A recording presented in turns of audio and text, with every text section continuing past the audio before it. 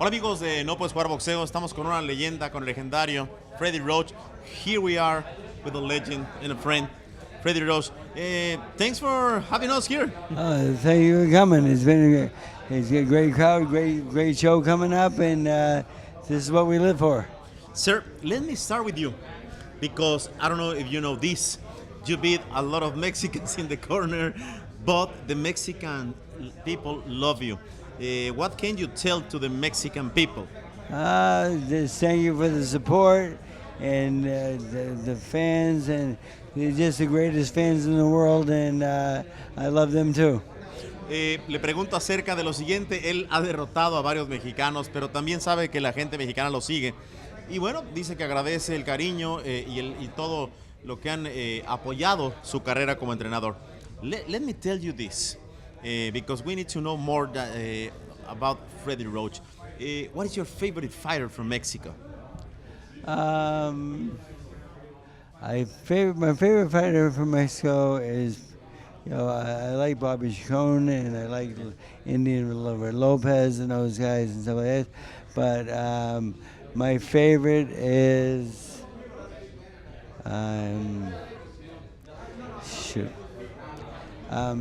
he came before those guys. Yeah. I used to have his poster right there. Okay. I was trying to cheat. But you're gonna have to help me a little bit, because I'm forgetting his name right now.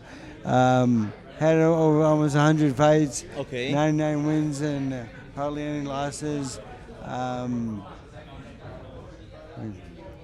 What the hell's his name?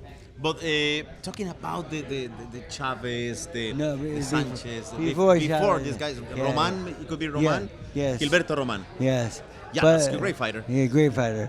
I do like him. But then, for this era, of course, Chavez was great. And he was just a superstar. And the thing is, there's so many good Mexican fighters out there. It's really hard to choose from, because it's a thick team. There's a lot of great fighters. I got to fight against Bobby Chacon, who is my idol, and I was so happy to be in the same ring with him, and just that experience was maybe my best experience of my life. Fíjense, habla de lo que es complicado para él escoger solamente un mexicano. Él menciona, por supuesto, a Gilberto Román, y una anécdota rápidamente. Ustedes saben que el gimnasio de Beristain es Romanza por Gilberto Román y Zaragoza, pero que seguramente entre tanto buen mexicano es difícil escoger.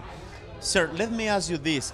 How do you get to boxing? Because, I don't know, what is your first opportunity to get in boxing? Well, my dad was a fighter. So when I was 6 years old, my dad started bringing me to the gym, and I went to the Junior Olympics. And when I was 8 years old, I won the Junior Olympics. And then when I turned pro at 18, and I had 4 pro fights in Boston, and I fought every featherweight there.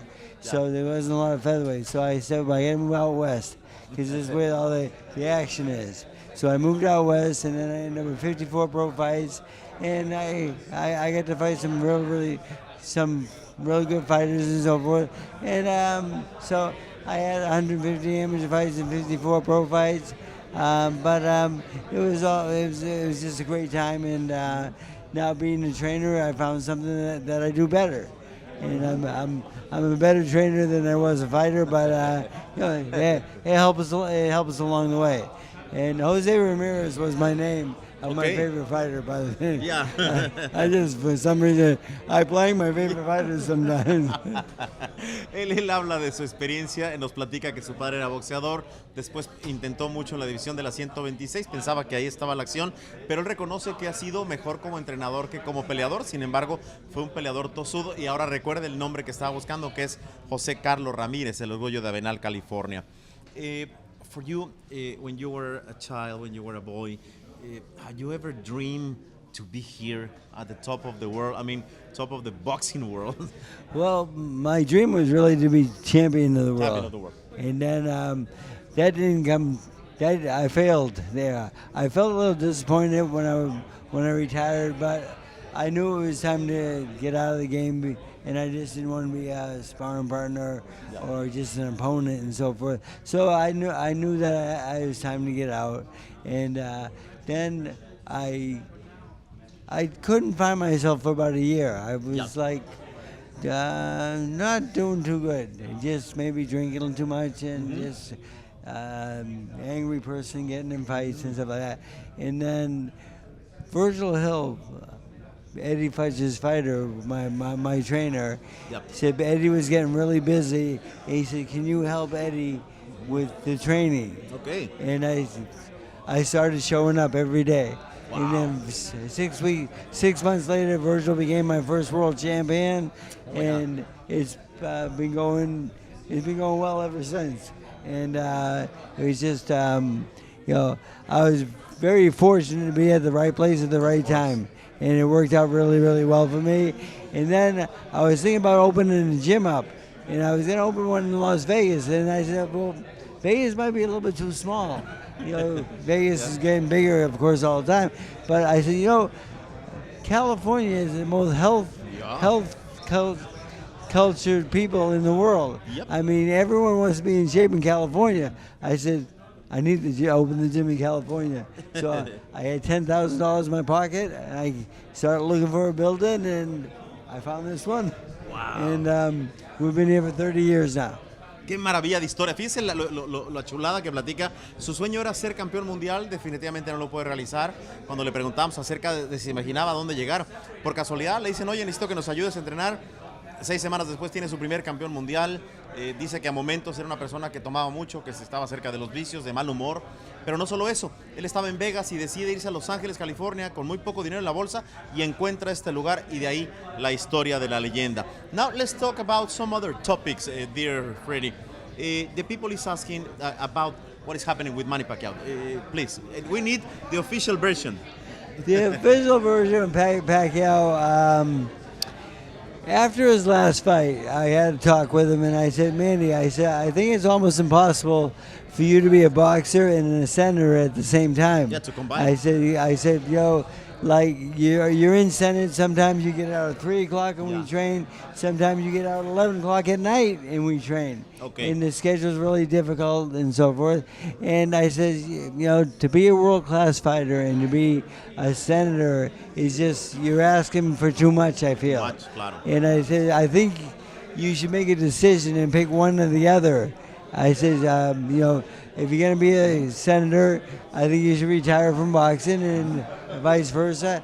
If you want to be president, then which I think he does. So I said, but I don't think you can do both efficiently. And he hasn't called me or talked to me since that day. And I'm the only one who didn't get a call for training camp. So he has. I just got to report, Justin Fortune's up there as a strength coach, and he has 5 trainers up there that have taken my place. And a couple of guys he doesn't even like that much, but he has 5 people up there, and they're all arguing over which way we should do this. So I love Manny Pacquiao. Yeah. I had 16 years with him. It was a great ride. It was I wish him the best, and I hope he wins 100 more fights. But the thing is, again, I stated my opinion, and I think my opinion was true to heart. I want to protect my fighter, and I don't want to ever see him get hurt. Yeah. But having 2 jobs in this sport is very difficult. Totalmente de acuerdo. Rápidamente le resumo lo que dice. Bueno, que él habló con Manny Pacquiao previo a la pelea que tendrá con Lucas Martín Matthysee en Kuala Lumpur, y le explicó que es muy difícil ser congresista, ser peleador, y que además él pretende ser presidente, y seguramente, dice Freddy Roach, lo va a lograr. Dice que tiene 5 personas junto a Manny que están tomando el lugar de Freddy Roach, y que él desea lo mejor para el peleador tagalo, para el peleador filipino, esperando que no gane una más, sino que gane 100 peleas más. Pero definitivamente, bueno, es la versión oficial, no estará con él. And finally, Mr. Freddy Roach, it's always an honor have a conversation with a legend. I mean, 2 things. First of all, you're gonna be there no matter what. I mean, you're gonna be in Kuala Lumpur in the Pacquiao's fight. You're gonna be there just to give it the support. You know, I would like to go and support him, but my schedule is really busy right now, and I have a lot of fighters that depend on me. And this week I have a fight. This Saturday I have a fight in Atlantic City. Then next week we have one here in LA, and then we got 2 more scheduled. I have 12 fighters in my stable now. And I'm busy, and I don't think I'm going to have time to go see Pacquiao's fight. I will support him, and I will wish him the best of luck. And Pacquiao, a friend of mine, I was on a plane, and he's a professional dart player, and he gave me a set of darts to give to you, and I have them, and I will give them to you, but only when I see you, and I want to give them to you in person. So I have to see him at least one more time.